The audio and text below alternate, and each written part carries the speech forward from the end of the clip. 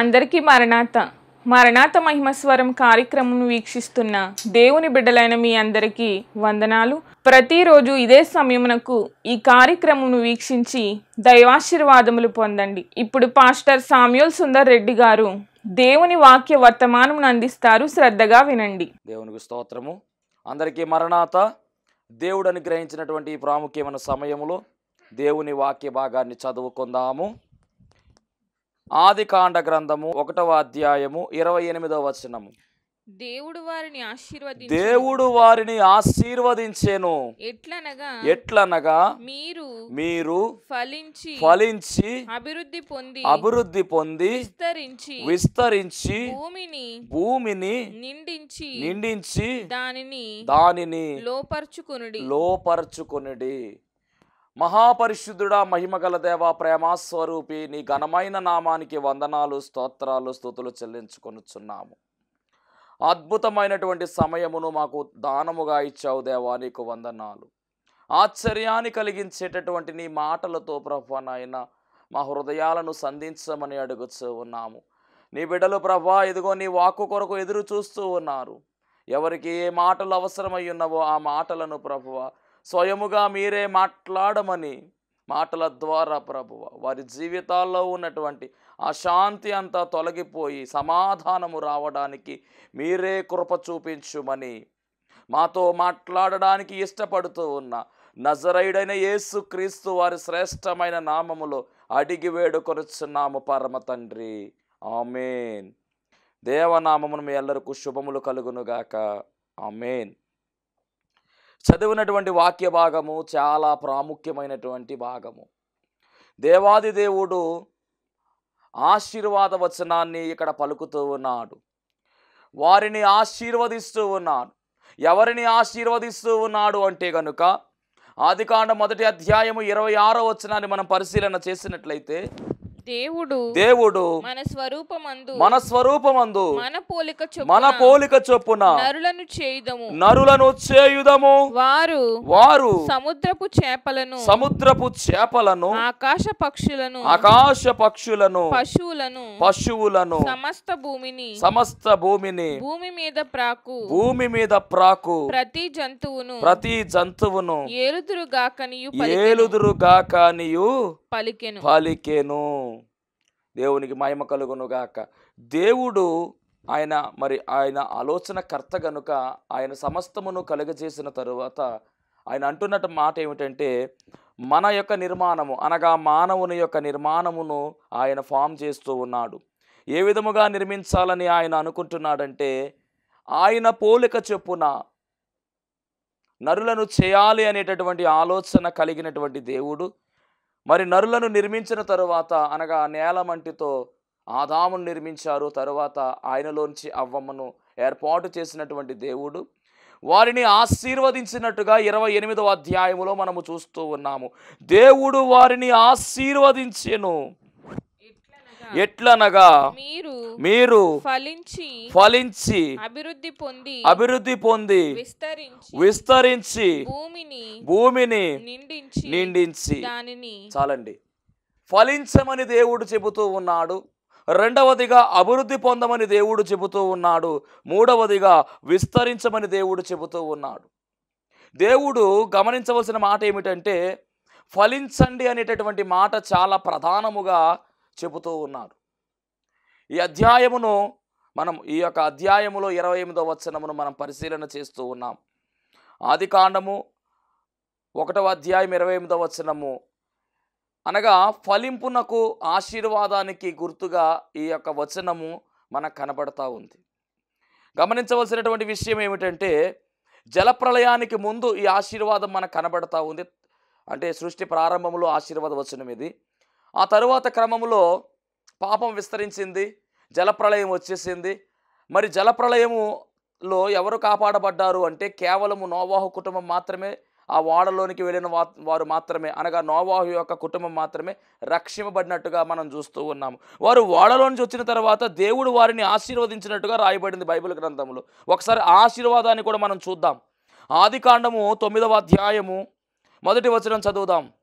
ఆదికాండం మరియు దేవుడు నోవహును అతని కుమారులను ఆశీర్వదించి మీరు ఫలించి అభివృద్ధి పొంది భూమిని నింపుడి. ఇక్కడ కూడా మనము గమనిస్తే కనుక ఫలించండి అనేటటువంటి మాట కనపడుతూ ఉంది. అంటే ఫలింపు అనేటటువంటి మాట చాలా ప్రాముఖ్యమైనది. ఏ విషయములోనన్నా కానీ ఫలింపును మనము కోరుకుంటాం. మనము కోరుకుంటున్నాము అంటే ఈ ఆలోచన దేవునిదే. ఫలించాలి అనేటటువంటి ఆలోచన కలిగినటువంటి దీవెన ఇది ఆయన చెబుతున్నటువంటి ఫలింపు. మనం చదివినటువంటి అధ్యాయము అనగా ఆదికాండం 1వ అధ్యాయం 28వ వచనంలో చదివింది కూడా ఆశీర్వదించబడినటువంటి వచనం. అది వారిని ఆశీర్వదించినట్టు కనపడతా ఉంది. అంటే 1:28 అని చెప్తా ఉంటారు. మరి కీర్తనాకారుడు రాసినటువంటి 1:28 అనగా 128వ కీర్తన కూడా మనం గమనిస్తే మనందరికీ బాగా తెలిసినటువంటి కీర్తనది. చదువుదాం 1వ వచనం. యెహోవాయందు భయభక్తులు కలిగిన వారు నడుచువారందరూ ధన్యులు. నిశ్చయముగా అనుభవించెదవు. నీవు ధన్యుడవు. నీకు మేలు కలుగును. నీ భార్య ఫలించు ద్రాక్షవల్లి వలె నుండును. ఈ అధ్యాయము కూడా మనము గమనించినట్లయితే ఫలింపుతో కూడినటువంటి అధ్యాయము. అంత మాత్రమే కాదు, ఈ అధ్యాయము ఆశీర్వాదముతో కూడినటువంటి అధ్యాయము. అనగా ఆశీర్వాదము అనగా మొట్టమొదటిగా మనము గమనించవలసిన విషయము ఫలింపు అనేటటువంటి అనుభవములోనికి వెళ్ళడమే ఆశీర్వాదముగా కనబడుతూ ఉంది. ఫలించే అనుభవము మనలోనికి రావాలి. ఆయన మొట్టమొదటిగా ఆశీర్వాద వచనములో వాడుతున్నటువంటి పదము ఏమిటి అంటే ఫలింపు. మరి ఫలింపును కోరుకుంటున్నటువంటి దేవుడు, అలాగే మనము కూడా ఏమి కోరుకుంటున్నామంటే ఫలింపునే కోరుకుంటూ ఉన్నాము. ఉదాహరణకు చెప్పాలంటే ఒక విత్తనాన్ని మనము నాటినట్లయితే కనుక దానిలో నుంచి మొక్క వస్తుంది బయటికి, ఆ తర్వాత అది చెట్టుగా మారుతుంది, ఆ తర్వాత దాని నుంచి ఫలింపు, ఆ తర్వాత ఫలాలు వస్తాయి. క్రమముగా ఆఖరిగా మనము చూస్తే అది ఫలిస్తుంది. లేకపోతే మనం ఏం చేస్తామంటే ఆ చెట్టును పెరిగి పాడేస్తాం. అంటే ఖచ్చితంగా ఒక చెట్టును గనక మనము చూసినట్లయితే కనుక లేదా ఒక మొక్కను చూసినట్లయితే దాని నుంచి మనం ఏం ఆశిస్తున్నామంటే ఫలాలు ఆశిస్తూ ఉన్నాము. దేవునికి మహిమ కలుగునుగాక. ఇక్కడ ఫలింపు అనగానే 2 రకాల ఫలింపులు మనము గమనించాలి. ఒకటి శారీరక ఫలింపు, రెండవది ఆత్మీయ ఫలింపు. ఇవి 2 కూడా మనము ఫలించవలసిన వారమై ఉన్నాము. ఒక చెట్టు వేసి లేదా ఒక మొక్క వేసి దాని నుంచి ఫలాలు మనం ఆశిస్తూ ఉన్నామే. మరి అలాంటప్పుడు దేవుడు మన నుంచి కూడా ఫలింపును ఆశిస్తున్నట్టుగా మనము గమనించవలసిన వారమై ఉన్నాము. అనగా మనము ఫలించవలసిన వారమై ఉన్నాము. పరిశుద్ధ గ్రంథములో ఫలింపును గురించినటువంటి విషయాలు మనం గమనించినట్లయితే లూకాసువార్త 13వ అధ్యాయము 6వ వచనం చూసినట్లయితే కనుక చక్కని ఒక వృత్తాంతాన్ని యేసుక్రీస్తు ప్రభువారు చెబుతూ ఉన్నారు అక్కడ. మరియు ఆయన వారితో ఈ ఉపమానము చెప్పి ఒక మనుష్యుని ద్రాక్ష తోటలో అంజూరపు చెట్టు ఒకటి నాటబడి ఉండెను. అతడు దాని పండ్లు వెదకి వచ్చినప్పుడు ఏమీ దొరకలేదు. గమనించవలసిన విషయం ఏమిటంటే ఒక తోట ఉందంటండి. ఆ తోట ఏ తోట అంటే కనుక ద్రాక్ష తోట. ఆ ద్రాక్ష తోటలో మధ్యలో ఒక అంజూరపు చెట్టు ఉంది. ఇప్పుడు ఆ అంజూరపు చెట్టు వేసి దాదాపుగా 3 సంవత్సరాలు అయిపోయింది. ద్రాక్ష చుట్టూ ఉన్నటువంటి ద్రాక్ష, ఆ తోటలో ఉన్నటువంటి ద్రాక్ష పండ్లు పండుతూ ఉన్నాయి, కానీ మధ్యలో ఉన్నటువంటి తోట మధ్యలో ఉన్నటువంటి అంజూరపు చెట్టుకు ఎలాంటి ఫలాలు ఫలించడం లేదు. ఈ యజమానుడు 1 సంవత్సరము చూచాడు, 2 సంవత్సరాలు చూచాడు, ఇప్పుడు 3వ సంవత్సరం వచ్చి చూస్తే దానికి ఫలాలు లేని కారణంగా అతనికి కోపం వచ్చింది. అప్పుడు అక్కడ తోటమాలిగా ఉన్నటువంటి వ్యక్తిని పిలిచి, ఇదిగో ఈ అంజూరపు చెట్టు 3 సంవత్సరాల నుంచి చూస్తూ ఉన్నాను, ఫలింపు లేని చెట్టుగా ఉంది, గనుక దీనిని నరికివేయమని చెప్పేసి ఆ తోటమాలికి చెప్తే అప్పుడు తోటమాలి అంటున్నటువంటి మాట ఏమిటంటే, అయితే వాడు అయ్యా నేను దాని చుట్టూ త్రవ్వి ఎరువు వేయు మట్టుకు ఈ సంవత్సరము కూడా ఉండనిమ్ము, అది ఫలించినా సరే లేని ఎడల నరికివేయుదుమని అతనితో చెప్పాడంటండి. దేవుని మహిమ కలుగునుగాక. అంటే ఇక్కడ ఒక తోటమాలి కనబడుతూ ఉన్నాడు, అలాగే ఆ తోట యజమానుడు కనబడతా ఉన్నాడు, ద్రాక్ష తోట కనబడతా ఉంది, మధ్యలో అంజూరపు చెట్టు కనబడుతుంది. ఇప్పుడు మెయిన్ కాన్సెప్ట్ ఏమిటంటే ఆ యొక్క అంజూరపు చెట్టు ఫలించాలి. అది ఫలించకపోతే దాన్ని ఖచ్చితంగా నరికివేయమని చెప్పేసి అక్కడ మరి యజమానుడు చెబుతూ ఉన్నాడు. అసలు మామూలుగా వచ్చి నరికివేద్దామనుకున్నారు, కానీ తోటమాలి బ్రతిమలాడుతూ ఉన్నాడు. బ్రతిమలాడుతూ చెప్తున్న మాట ఏమిటంటే, ఇదిగో ఈ ఒక్కసారికి నేను చుట్టూ తవ్వి ఎరువు వేస్తాను, ఒకవేళ ఫలించకపోతే కనుక అప్పుడు నరికి వేద్దామని చెప్పేసి ఈ యొక్క ఉపమానమును మరి యేసుక్రీస్తు ప్రభువారు చెబుతూ ఉన్నారు. దేవునికి మహిమ కలుగునుగాక. ఈ ఉపమానాన్ని మనం గమనించినట్లయితే కనుక ఆ తోటమాలి ఎవరో కాదు, యేసుక్రీస్తు ప్రభువారే. ఆ యజమానుడు ఎవరో కాదు, తండ్రి అయినటువంటి దేవుడే. ఆ అంజూరపు చెట్టు ఎవరో కాదు, మనమే.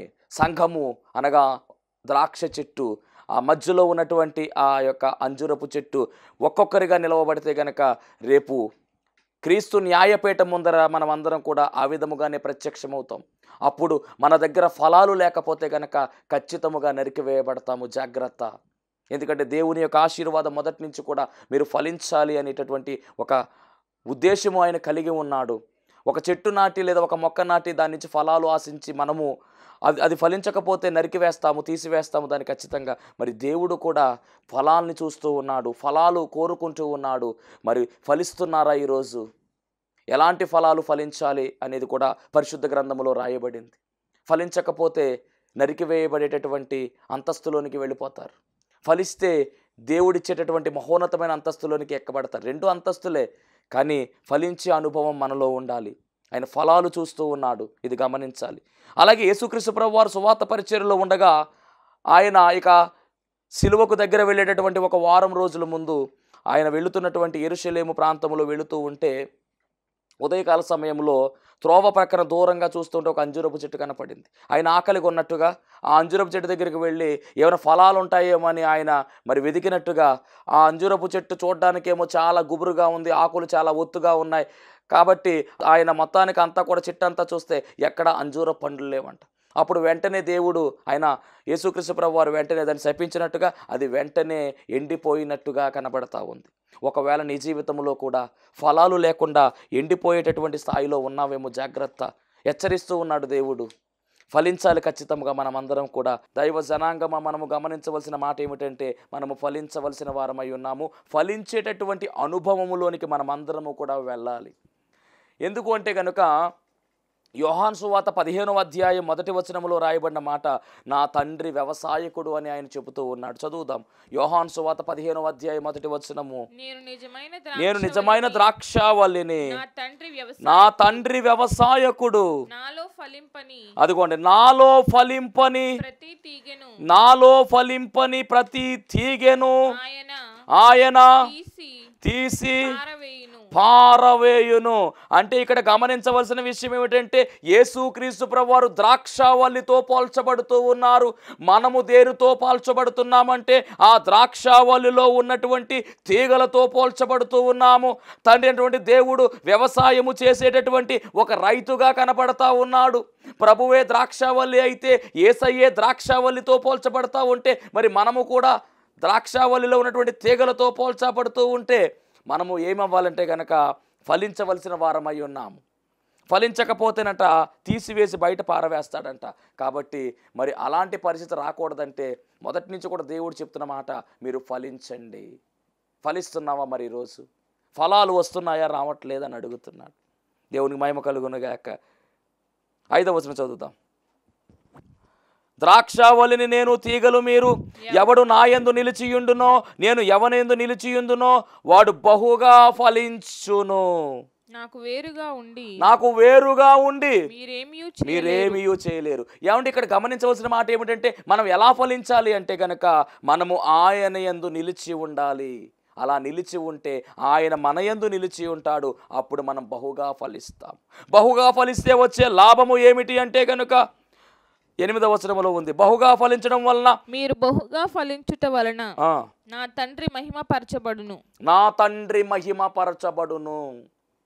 ఇందాక బాప్తిస్మిచ్చి యోహాన్ గారు చెప్తున్నారు కదా, మీరు ఫలించాలి, మారు మనస్సునకు తగిన ఫలం ఫలించాలి. అంటే చెట్లయితే ఫలాలు కాస్తాయి పాస్టర్ గారు, మనమేంటి కాయలు ఏమైనా కాస్తామా, ఫలాలను ఫలిస్తామంటే కాదండి. మారు మనసునకు తగిన ఫలం మనం ఫలించాలి. ఈ ఫలాన్ని ఏమన్నారంటే తెలుసా?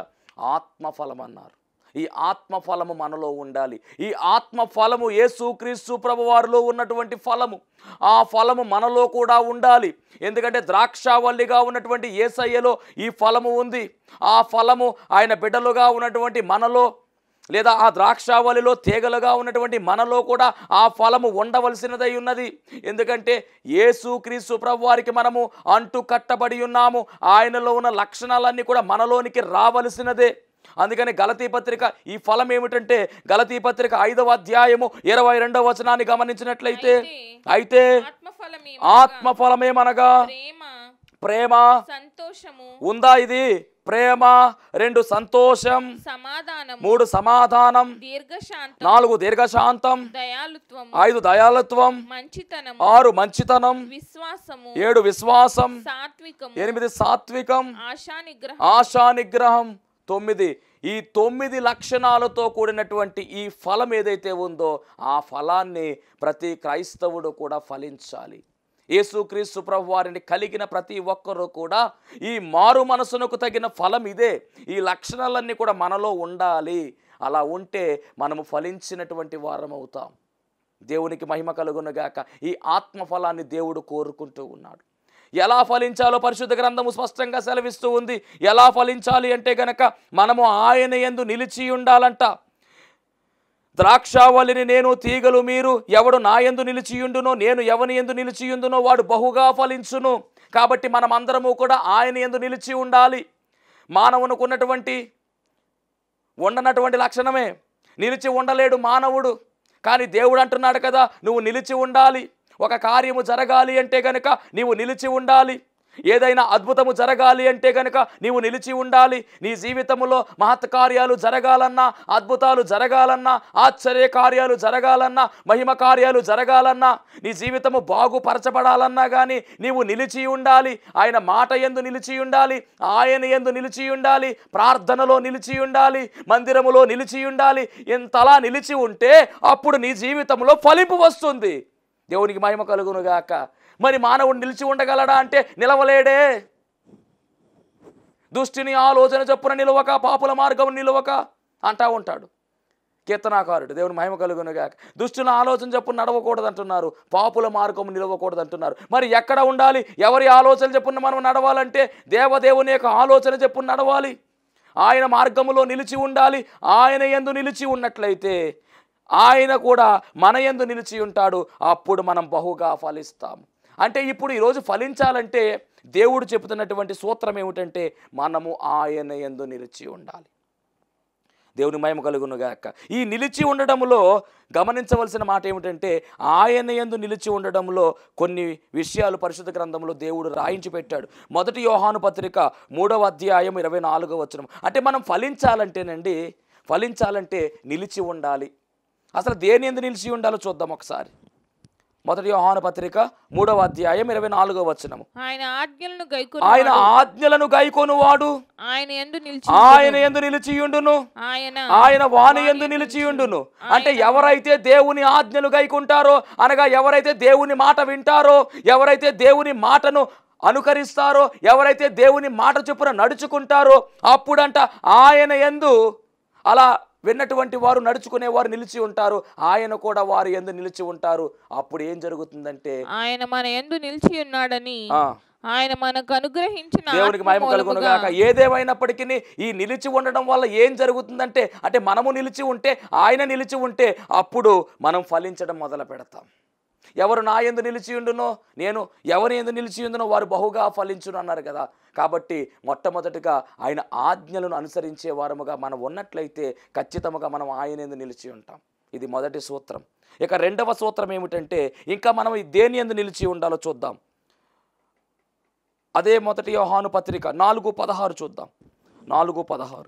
మన ఎడల దేవునికి ఉన్న ప్రేమను మనం ఎరిగిన వారమై దాన్ని నమ్ముకొని ఉన్నాము. దేవుడు ప్రేమ స్వరూపి అయి ఉన్నాడు. ప్రేమయందు నిలిచియుండువాడు. అదిగోండి, ప్రేమయందు నిలిచియుండువాడు దేవుని యందు నిలిచియున్నాడు. దేవుడు వానియందు. అదండి, ఇది రెండవ సూత్రం. మొదటి సూత్రమేమో ఆజ్ఞను మనం అనుసరించాలి. అలా దేవుని మాటను మనం విని గైకొన్నట్లయితే ఆయన మన యందు నిలిచి ఉంటాడు, మనం ఆయన యందు నిలిచి ఉంటాము, మనం బహుగా ఫలిస్తాం. అంత హ్యాపీ.